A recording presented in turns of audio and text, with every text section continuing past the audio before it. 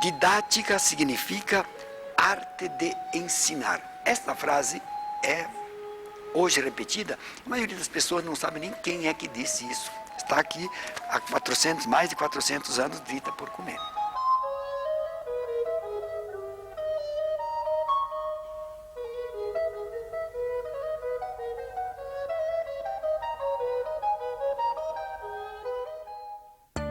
Jan Amos Komensky, ou Comênios, nasceu na Morávia, região da Europa Central, pertencente ao antigo Reino da Boêmia, atual República Tcheca. Religioso cristão, é conhecido como o pai da didática moderna. Suas obras expressam um período de transição da Idade Média para a modernidade. Nelas, retoma os antigos gregos e latinos e os transpõe para seu momento histórico em uma área pouco valorizada na época, a didática.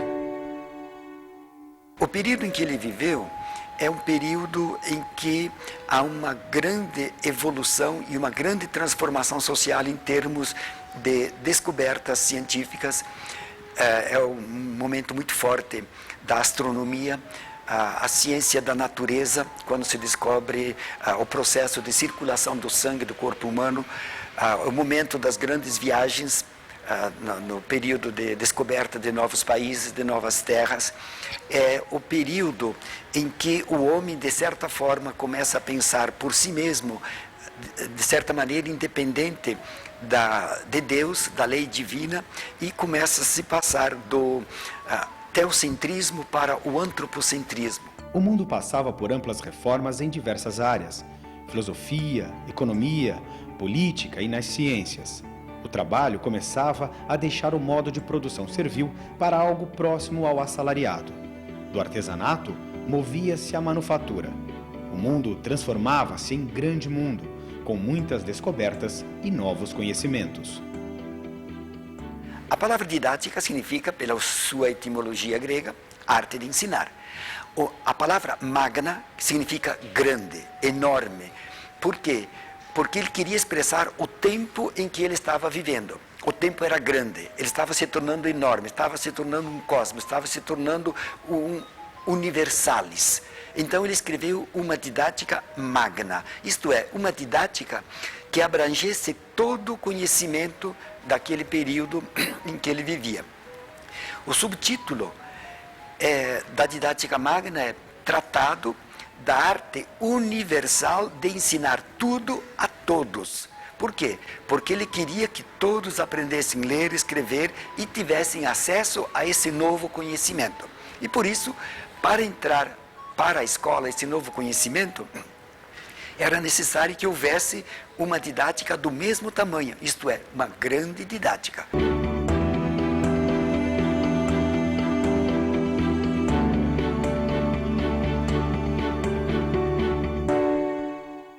A obra didática magna, ela tem que ser lida com cuidado por quem quer estudá-la, porque se a gente a lê com os olhos de hoje, sem se reportar ao século XVII, dificilmente nós a entenderemos. Por quê? Ela se constitui de 4 planos. O primeiro são os fundamentos filosóficos e teológicos da didática. O segundo plano são os princípios gerais da didática. O terceiro é a didática específica das artes, da religião, das ciências, da linguagem. E o quarto plano são os planos de ensino que nós conhecemos até hoje.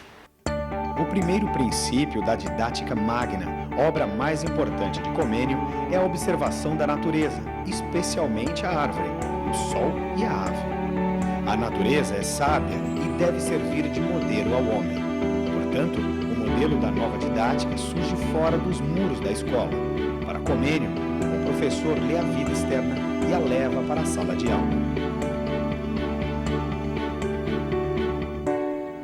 O segundo princípio, ele diz: quem é que imita a natureza? O sapateiro, o coureiro, o ourives, o artesão, o pintor, o escultor, isto é, para constituírem as suas obras, eles seguem o modelo da natureza, imitam a natureza, imitam a ave. Portanto, são artistas, são artesãos. Terceiro passo, quem é que não imita a natureza? Nós, professores.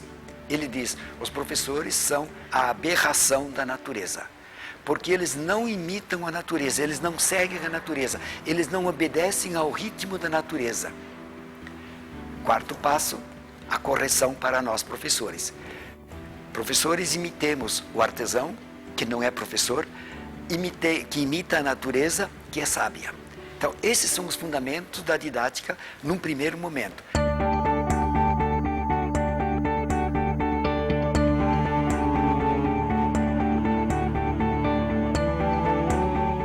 O segundo modelo da didática que Comênio apresenta é o relógio. É evidente que não é o relógio nosso atual, é o relógio com as engrenagens. E ele se encanta com o relógio porque ele diz como uma máquina construída pelo ser humano consegue imitar a natureza. O relógio marca o dia e a noite e as horas, o nascer e o pôr do sol. Ele diz por que a escola não pode ser como um relógio? Em que há os alunos, os professores, a coordenação, a direção, e todos funcionam como se estivessem numa engrenagem perfeita. As grandes engrenagens, as menores, as mínimas, todas andam em harmonia.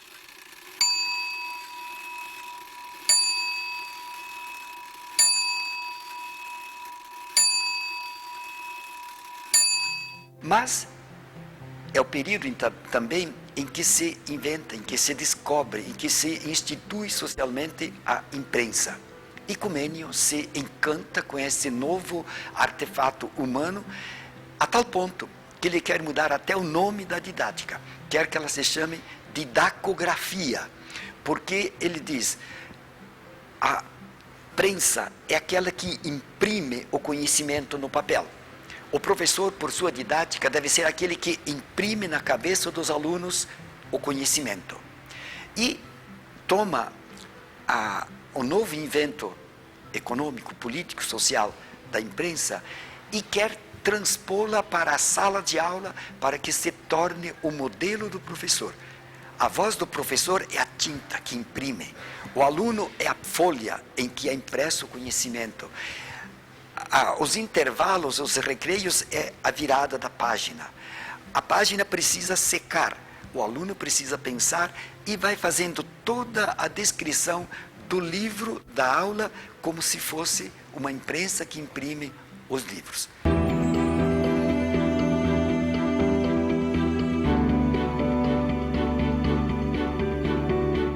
Quando você perguntou por que ele é o pai da didática moderna, porque ele foi capaz de ler o seu tempo. A didática não é uma técnica de sala de aula, a didática é uma leitura de mundo. Me faz lembrar Paulo Freire hoje, que antes de ler a letra, antes de ler a escola, tem que ler o mundo. A criança, o jovem, o adulto, antes de se letrar, ele tem que ler a vida, ler o mundo. Comênio fez uma leitura de mundo. E a didática de Comênio não é uma técnica de ensino, é uma leitura de mundo na perspectiva da filosofia, da ciência, da religião, dos inventos humanos, do relógio e da imprensa. Então, a didática dele é muito mais do que uma técnica de ensino, é um método de ensino, tanto assim que ele diz que a didática é a arte de ensinar. Depois ele diz, é a arte de ensinar e de aprender. E conclui, didática é a arte de aprender, porque é como semear nos espíritos o conhecimento. Se semeado e dadas as condições, ele se desenvolve e cresce. Com a didática magna, Comênio pretendia reformar as escolas. Para isso, queria que os conhecimentos científicos que surgiam fossem levados aos alunos não pela imposição, mas com satisfação e alegria.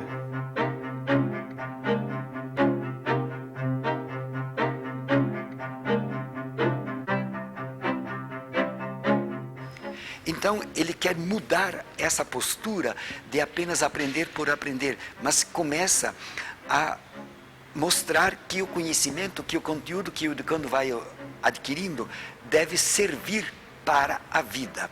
Isto é, deve ser algo que vai para além da escola. O conhecimento em si não está na escola. O conhecimento entra para a escola sob a forma de conteúdos, de teorização, de princípios, de normas, de regras, de conhecimentos abstratos, que o aluno tem que se apropriar, mas que isto deve voltar depois para a vida.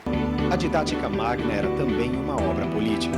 Comênio acreditava que a educação era a chave da mudança social. Para ele, a educação, a religião e a piedade eram os grandes instrumentos para a salvação do homem. A visão de homem que Comênio tem é um homem novo, cujo destino maior é a vida eterna, o céu. Este homem novo, para conquistar a vida eterna, ele propunha que, em primeiro lugar, fosse um homem instruído. Por isso, todos deviam saber ler e escrever, às vezes contrariamente aos cristãos católicos, que não precisavam ler a Bíblia, porque a própria igreja interpretava. Ele diz, todos têm que saber ler e escrever para poder ler e interpretar por conta própria a Bíblia. Então, essa era uma das finalidades de que todos deviam ler, saber ler e escrever. Segundo, além de instruído, o homem tinha que ter religião, porque era outro instrumento de salvação, e tinha que ter uma religiosidade piedosa. Então, ele tinha 3 elementos básicos que constituíam o novo homem. Não significa que a didática dele tinha sido utilizada pelos professores do seu tempo. Em pequena medida, sim. Mas uma questão é a leitura que ele fez, a proposta que ele escreveu e depois o tempo que demorou para ainda ser implantada. Então, não é automática porque alguém percebe uma nova dimensão que ela automaticamente passa a fazer parte da escola. Demora.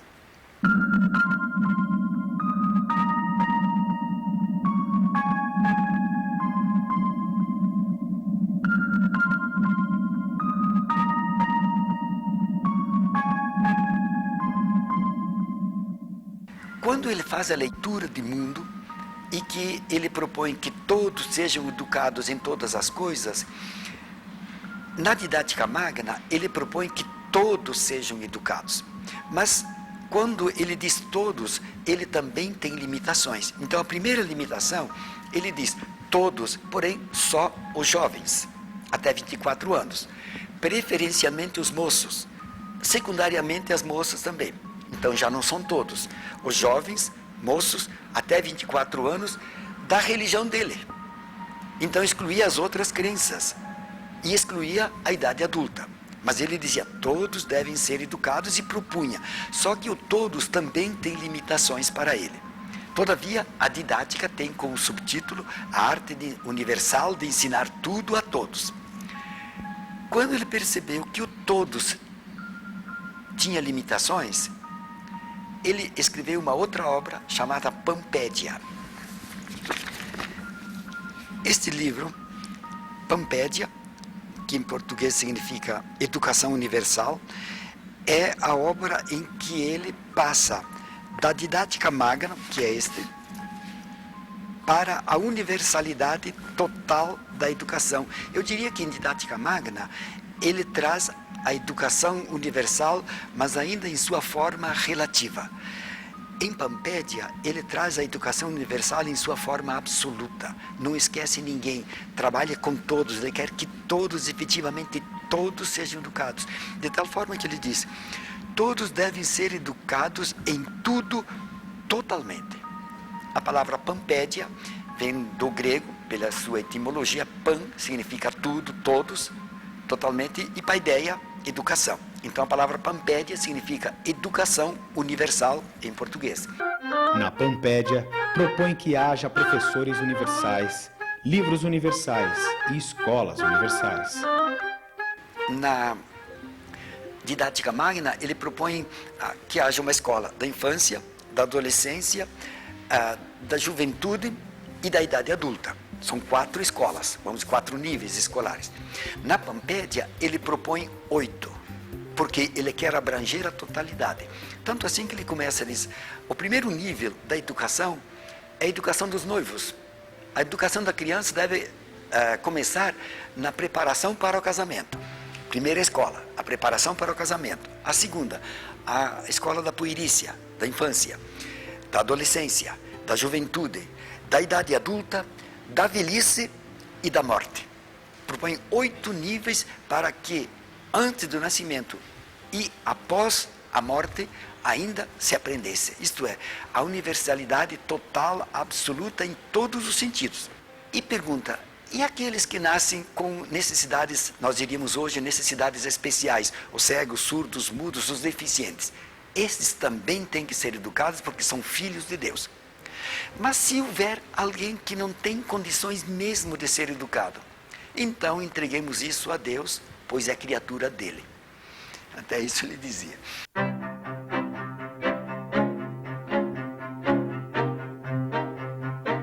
Comênio viajou por toda a Europa, bebeu em diversas fontes, viveu intensamente a transição entre a idade medieval e a modernidade, as tensões entre a religião e a ciência.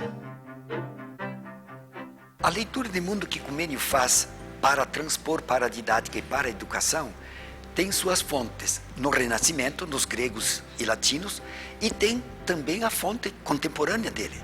Então ele dialoga, por exemplo, com Descartes, com a filosofia de Descartes, o método de condução do espírito, as regras de condução do espírito que Descartes propõe para a filosofia. Comênio se apropria, inclusive mantiveram um encontro em que cada um apresentou seus escritos e suas filosofias.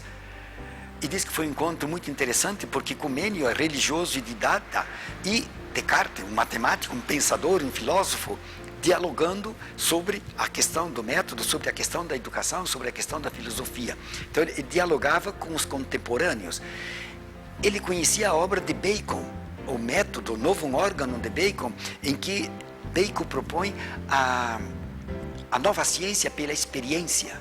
E Comênio apreende isso e leva para a didática e diz para os professores, antes de explicar o que é uma coisa, dê para o aluno a coisa, o objeto. Depois faça o discurso sobre ela, depois faça a explicação. Então, tudo começa com a experiência, com a prática. É a nova ciência proposta, ou instituída, ou codificada, ou trazida, teoricamente, por Bacon. Comênio propõe que a didática parta sempre da vivência do educando, do conhecimento que ele já possui e de sua realidade.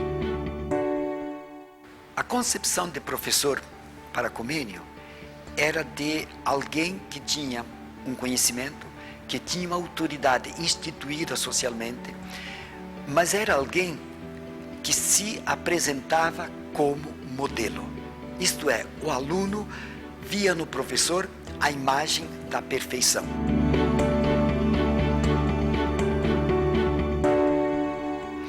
É evidente que o professor que Comênio apresenta ainda não é o professor assalariado, é o professor que, de certa forma, dá a sua aula. A gente esquece que a palavra, a expressão dar aula, nós usamos hoje tão comezinhamente como se fosse o cotidiano.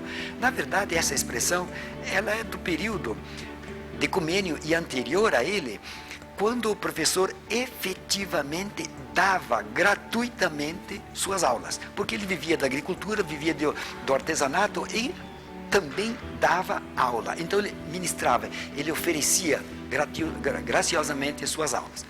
Nesse período, havia uma transição entre o preceptor, que educava o filho do nobre, para a educação coletiva. Comênio acreditava que se podia ensinar muitas crianças ao mesmo tempo, desde que todas pudessem ver e ouvir o professor. Comênio leu o novo modo de produção do artesanato para a manufatura e possivelmente essa visão tem influenciado o seu modo de ver como deveria ser a nova organização escolar. A didática que Comênio propõe, ela leva em conta o momento histórico em que ele viveu e as necessidades sociais da época. Tanto assim que a proposta didática dele é uma resposta às necessidades sociais, mas ao mesmo tempo uma expressão das necessidades sociais. Então a educação e a didática não são apenas a dimensão da escola que responde à sociedade. Antes de ser uma resposta, a didática e a educação propostas por Comênio são uma leitura, são uma expressão de necessidades sociais daquele momento.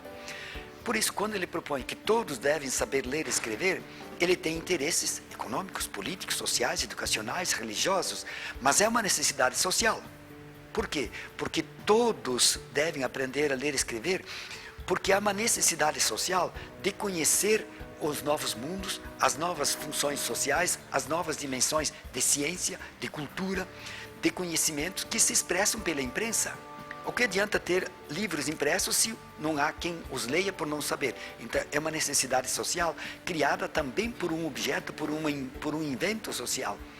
E ainda, se ele diz que todos devem e podem saber ler e escrever, é também porque todos podem trabalhar. Não só os servos, não só os escravos, mas todos são capazes de trabalhar.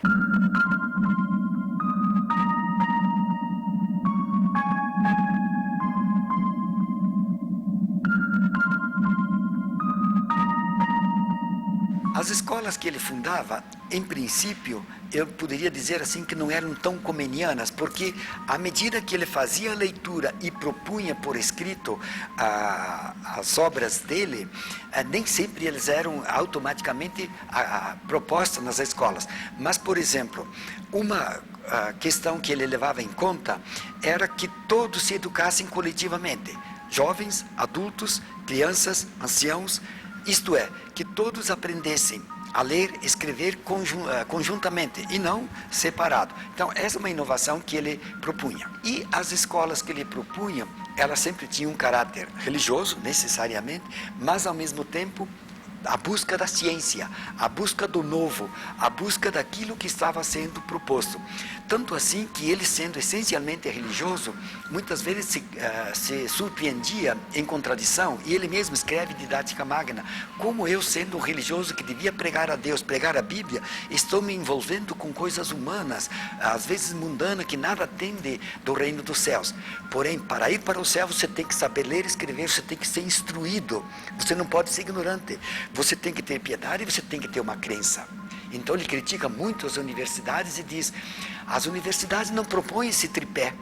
Por isso, das universidades saem mulos, burros, indômitos e indolentes, porque só se ensina conhecimento, não se ensina moral, não se ensina religiosidade. Então ele critica. Mas tem uma visão muito interessante das universidades. Em primeiro lugar, ele diz: para as universidades não devem ir todos, devem ir só os melhores. Os outros vão trabalhar a terra. Nas universidades, façam-se todos os estudos científicos e teóricos, mas o último ano das universidades não se faça nas universidades, se faça o último ano nas viagens, para conhecer o mundo.